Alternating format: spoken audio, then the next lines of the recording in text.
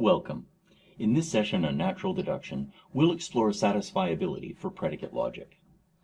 Let's recall that satisfiability is a purely semantic concept. That is, there's no notion within a proof system that something is satisfiable. Let's recall from propositional logic that what this meant was we had the idea a formula is satisfiable. And what we meant was that suppose we have a truth table that captures all of the atoms that are in the formula that we're given. So what it meant was that there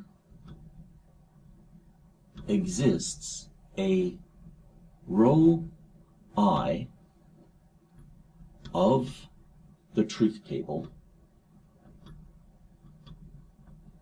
and we'll say in which the formula that we're exploring evaluates to T. And what we could do is this might require us to explore every row of the truth table. And if there are n atoms in the formula, then there would be 2 to the n rows of this truth table. So this is an potentially exponential problem, but it can be solved in a finite amount of time. It may be a long finite amount of time, but it can be solved. Now, how does this apply to predicate logic? Well, we don't have a row I, but we do have a model. And what we would say is that a formula is satisfiable if there's some model in which it evaluates to T. So what we would do to use it, so again, this is a statement in our metalogic.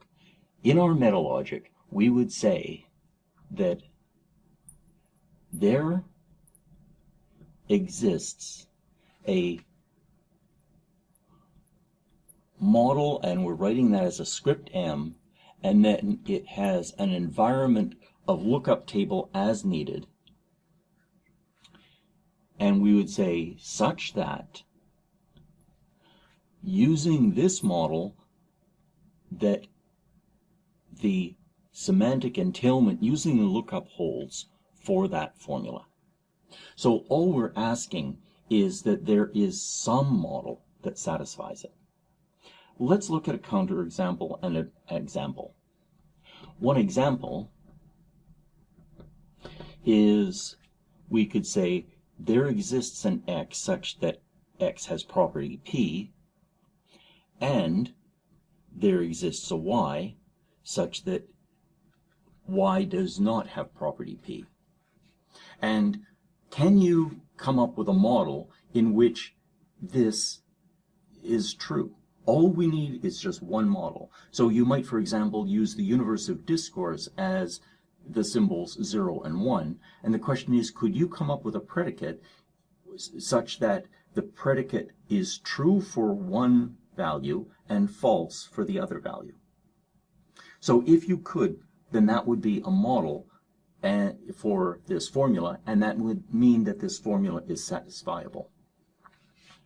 Let's try a counterexample.